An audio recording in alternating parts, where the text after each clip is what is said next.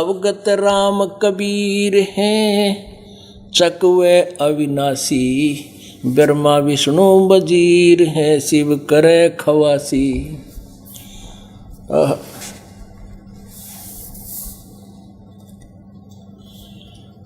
के अवगत राम कबीर हैं, अविगत जिसकी स्थिति से कोई परिचित नहीं, वो राम, वो साहब कबीर जी हैं।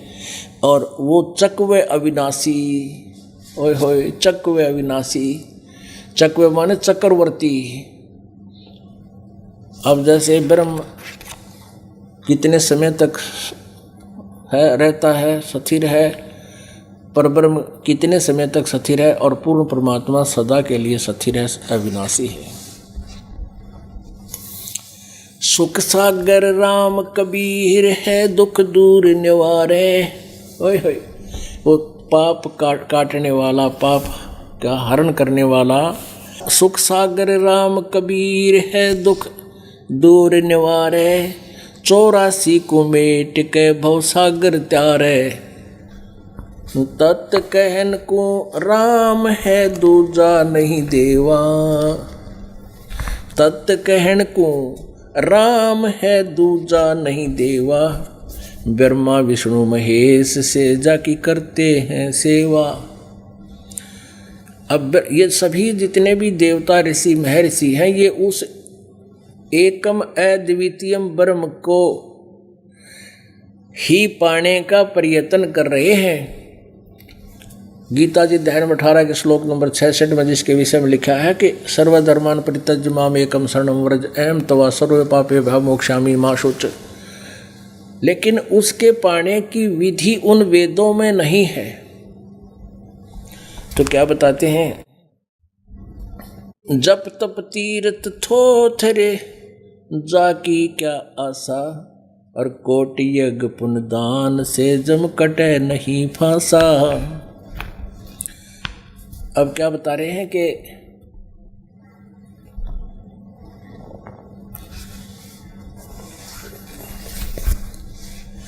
तीर्थ, जप तप तीर्थ थोथरे। एक जप माने जाप करना, कौन से जाप का, एक सत नाम को छोड़कर अन्य मंत्रों का जाप करना। जप तप तीर्थ थोथरे, जाकी क्या आशा, और कोट यज्ञ करोड़ यज्ञ पुण्य दान से कटे जम न फांसा।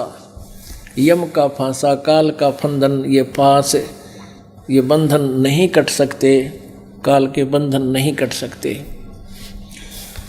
क्या बताते हैं, अब जैसे आप जी को बताया कि यथार्थ साधना ना करके कोई तो हवन हवन ही करता है। गीता जी अध्याय नंबर 4 के श्लोक नंबर 25 से लेकर 31 तक यही बताया गया है। कोई तो यज्ञ करता है, कोई हवन करता है, कोई केवल स्वाध्याय ही करता है, कोई योग आसन ही करके अपने को निश्चित मान रहा है। तो क्या बताते हैं कि कोट यज्ञ पुण्य दान से कटे नहीं यम फांसा। जैसे पुण्यात्माओं, ये अच्छी आत्माएं दान भी बहुत करती हैं, हवन भी, यज्ञ भी करती हैं, हवन भी करते हैं, लेकिन उनके पास यथार्थ मंत्र ना होने से वो यज्ञ, वो दान पुण्य व्यर्थ होता है। अब जैसे खेत में बीज बोया नहीं गेहूं का, और उसमें खाद सिंचाई डालना शुरू कर दिया, जल, अब उसका क्या लाभ होगा, घास उग जाएगा, और जिसकी वजह से वो किसान ने खेत खरीदा है, वो बीज बोए बिना केवल खाद और जल डालते रहे खेत में, कोई यूज नहीं। ऐसे जिसके पास सत भक्ति, सतनाम, या सच्चा मंत्र पूर्ण संत से लेकर जाप करने का नहीं है, चाहे वो कितना हवन करें, यज्ञ करें, कितना दान करें, वो तो ऐसा है बीज रहित खेत में खाद और जल डालना, सिंचाई करना। अब जैसे कोई रोगी है, उसको दीर्घ रोग है, जीर्ण शीर्ण शरीर हो गया है, तो डॉक्टर के पास जाते हैं। डॉक्टर सबसे पहले ग्लूकोज लगाता है। ग्लूकोज रोग काटने की दवाई नहीं है, वो तो शरीर को सपोर्ट देती है, पानी की कमी को पूरा करती है।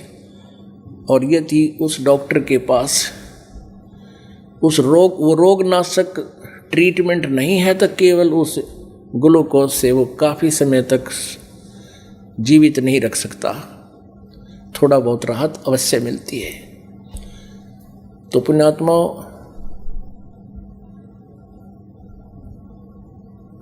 यहाँ क्या बताया है? तत् कहण को राम है दूजा ना देवा। कहते वैसे विचार भिन्नता बताने के लिए इन ब्रह्मा विष्णु महेश ब्रह्म परब्रह्म को भी राम बोल रहे हैं, लेकिन और राम है ही नहीं, और परमात्मा है ही नहीं, एक ही है, वो सतपुरुष ही एक परमात्मा है। और तीर्थ जप तप तीर्थ थोथरे, ये दूसरे मंत्र ओम नमः शिवाय, ये अकाल मूर्त ज्योत निरंजन सतपुरुष, ये निरंकार ओंकार, ये कहते ये व्यर्थ मंत्र है। राधे राधे श्याम मिला दिन का बेशक जप करो। जप तप तीर्थ थोथरे जिनकी क्या आशा, और कोट यज्ञ पुण्य दान से यम कटे नहीं फांसा। यहाँ लेन वहाँ देन है ये मिटे नहीं झगड़ा, वो बिना पंथ की बाट है पावे को दकड़ा। बिन इच्छा जो देत है सो दान कहावे, फल बचनी तास का फिर अमरापुर जावे।